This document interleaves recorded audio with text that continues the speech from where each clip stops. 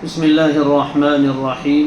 وعن ابن عباس رضي الله تعالى عنهما قال قال رسول الله صلى الله عليه وسلم أبغض الناس إلى الله ثلاثة: ملحد في الحرم، ومبتغ في الإسلام سنة الجاهلية، ومطلب دم امرئ مسلم بغیر حق لیحریق دمہ، رواہ البخاری۔ یہ بھی بہت اہم روایت ہے۔ حضرت عبداللہ ابن عباس رضی اللہ تعالی عنہما فرماتے ہیں رسول اللہ صلی اللہ علیہ وآلہ وسلم نے ارشاد فرمایا، ابغض الناس، ابغض افعال کے وزن پر اس میں تفضیل ہے، اللہ کے نزدیک لوگوں میں سب سے زیادہ مبغوض، لوگوں میں سب سے زیادہ ناپسندیدہ تین طرح کے لوگ ہیں۔ ابغض الناس الی اللہ، اللہ کی نظر میں، اللہ کے نزدیک لوگوں میں سب سے زیادہ مبغوض ثلاثتن، تین طرح کے لوگ ہیں۔ یہ جملہ ہی ایسا ہے کہ آدمی کے رونگٹے کھڑے کر دے کہ کوئی آدمی اللہ کی نظر میں مبغوض بن جائے، ناپسندیدہ بن جائے تو اس کی ہلاکت میں کیا شبہ ہے۔ ہمیں تو کوشش کرنی اللہ کی نظر میں محبوب بننے کی۔ احب الناس الی اللہ، اللہ کی نظر میں محبوب کون ہے وہ بھی حضور نے دوسری روایتوں میں ارشاد فرمایا ہے، اور اللہ کی نظر میں مبغوض و ناپسندیدہ کون ہے اس کو بھی بیان فرمایا ہے۔ بیان کیوں کیا؟ تاکہ جن چیزوں کو، جن صفات کی وجہ سے اللہ تعالیٰ کسی بندے کو ناپسند کرتے ہیں ان سے بندہ اپنے آپ کو بچائے، اور جن صفات کی وجہ سے اللہ تعالیٰ بندے کو محبوب بنا لیتے ہیں ان صفات کو اپنے اندر پیدا کریں۔ فرمایا تین طرح کے لوگ اللہ کے نزدیک سب سے زیادہ مبغوض و ناپسندیدہ ہیں۔ نمبر ایک، ملحد فی الحرم، ڈبل جرم ہے، ملحد فی الحرم۔ ملحد میں کب سے بول رہا ہوں، الحاد، قرآن میں بھی ہے وَمَن يُرِدْ فِيهِ بِإِلْحَادٍ بِظُلْمٍ نُذِقْهُ مِنْ عَذَابٍ أَلِيمٍ۔ الحاد باب افعال کا مصدر ہے، ملحد اسم فاعل ہے۔ ملحد کس کو کہتے ہیں؟ الحاد کے اصل معنی ہے ٹیڑھا پن، کجی۔ ملحد کے معنی ٹیڑھا آدمی، درستگی سے اپنے آپ کو ہٹا لینے والا، وہ ہے ملحد۔ تو اسلام صراط مستقیم کا نام ہے، یہ سیدھے راستے سے جو آدمی بھی ہٹ جائے، سیدھے راستے سے جو آدمی بھی ہٹ جائے اس میں الحاد آ گیا۔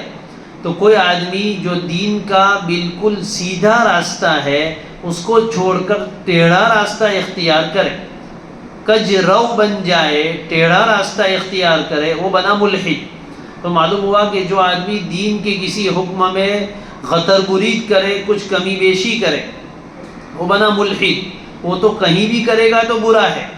الحاد چاہے امریکہ میں رہ کر کرے یا برطانیہ میں رہ کر کرے یا ہندوستان میں رہ کر کرے، کہیں بھی کرے وہ تو برا ہی ہے، لیکن وہ الحاد بھی کہاں کر رہا ہے؟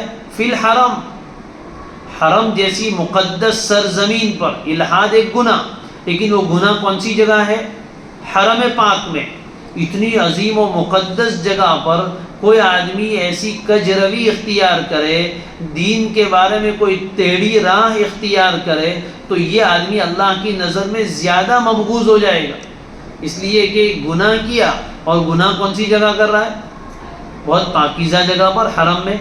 تو ایک گناہ ہے، لیکن جگہ کے بدلنے سے اس کا گھناؤنا پن، اس کی قباحت اور زیادہ بڑھ جاتی ہے۔ کوئی آدمی زنا کرے، کہیں بھی کرے، بہت برا ہے، لیکن نعوذ باللہ ثم نعوذ باللہ مسجد میں آ کر کرے تو اور زیادہ برا ہو جائے گا۔ کوئی آدمی غیبت کرے، کہیں بھی کرے، گناہ ہے، لیکن مسجد میں بیٹھ کر غیبت کرے تو اور زیادہ اس کا وبال بڑھ جائے گا۔ تو الحاد دین میں کجی اختیار کرنا، شریعت نے جس حکم کو ثابت کیا اس میں سے کسی حکم کا انکار کرنا، یا دین کے راستے کو چھوڑ کر کوئی دوسرا راستہ اختیار کرنا، کہیں بھی وہ برا ہے، لیکن حرم پاک میں ہو تو اور زیادہ برا۔ تو ملحد فی الحرم، حرم میں الحاد اختیار کرنے والا، حرم میں رہ کر دین میں کوئی کجی اختیار کرنے والا آدمی اللہ کی نظر میں بڑا مبغوض ہے، اللہ حفاظت فرمائے۔ حرم میں جانے کی دعا تو ہر آدمی کرتا ہے اور کرنی بھی چاہیے، لیکن وہاں جا کر آدمی کو بہت زیادہ احتیاط بھی کرنا چاہیے، اس لیے کہ دوسری جگہوں پر تو گناہ کرنے پر گناہ ہوتا ہے، لیکن حرم کی بات اور ہے، وہاں تو ارادے پر بھی پکڑ ہو جاتی ہے۔ وَمَن يُرِدْ فِيهِ بِإِلْحَادٍ، جو آدمی حرم میں صرف الحاد کا ارادہ کر لے، صرف ارادہ، تو اس پر بھی فرمایا نُذِقْهُ مِنْ عَذَابٍ أَلِيمٍ، دردناک عذاب ہم چکھائیں گے۔ نمبر 2، مبتغین فی الاسلامی سنت الجاہلیہ۔ مبتغی، ابتغاء ابتغی سے اس میں فاعل کا صیغہ ہے، طلب کرنے والا، بین سطور طالب، فی الاسلامی اسلام میں، سنت الجاہلیہ، یہ سنت سے مراد طریقہ ہے۔ اور دوسرا وہ آدمی جو اسلام میں زمانہ جاہلیت کا کوئی طریقہ چاہے، مبالغہ دیکھیے، صرف چاہے تب بھی اللہ کی نظر میں مبغوض، اپنائے تب تو بہت دور کی بات ہے۔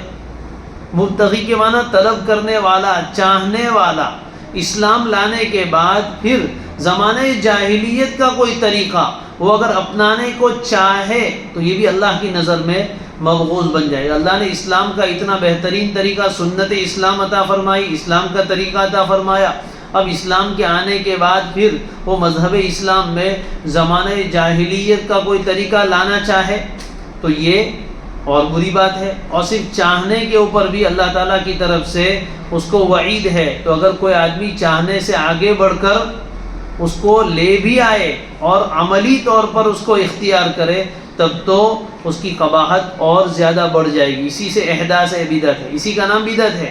اسلام میں زمانہ جاہلیت کا کوئی طریقہ کھینچ کر لے آیا تو نئی بات ایجاد کی نا اس نے دین میں، تو یہی تو بدعت ہے۔ تو اسلام میں کوئی بھی بات ایجاد کرے وہی برا ہے، اور زمانہ جاہلیت کی کوئی بات لائے تو ڈبل برائی ہو گئی۔ نمبر 3، مطلب۔ مطلب معنی اس میں بھی مبالغہ ہے، طالب نہیں، مطلب، اطلبہ، باب افعال ملے گا اور اس میں فاعل۔ مطلب دم امرئ مسلم، کسی مسلمان آدمی کا خون طلب کرنے والا، ناحق طور، بغیر حق، ناحق طور پر، لیہریق دمہ، تاکہ اس کا خون بہائے، یعنی قتل کرے، کسی مسلمان کو قتل کرنا۔ مطلب دم امرئ مسلم کا مطلب کیا ہے؟ کسی مسلمان کو قتل کرنا۔ کسی کا خون کب طلب کرے گا؟ قتل کرے گا تبھی خون نکلے گا۔ تو کسی کے خون کو طلب کرنے کا مطلب یہ ہے کہ ناحق قتل کرے۔ کسی مسلمان کے خون کو ناحق طلب کرنے والا، صرف طلب کرے گا تب بھی مبغوض، قتل کر دے گا تب تو اور زیادہ مبغوض ہو جائے گا۔ اور کیوں کر رہا ہے؟ کوئی وجہ نہیں، بس اس کو صرف خون بہانا، لیہریق دمہ، تاکہ اس کا خون بہا دے۔ تو بھائی اس کا خون بہانے سے تجھے کیا ملے گا؟ تو قتل نفس کسی مقصد کے لیے نہیں، بس صرف قتل کرنے کے لیے۔ جیسے بہت سے لوگ آج کل شوق ہوتا ہے ان کو کسی کو مارنے کا، تو ایسے ہی خواہ گولی چلا دی، کسی کو قتل کر دیا، خون بہانا، بس کوئی وجہ نہیں، ناحق طور پر قتل کر رہا ہے، تو یہ بھی اللہ کی نظر میں بڑا مبغوض ہے۔ اللہ تعالی حفاظت فرمائے۔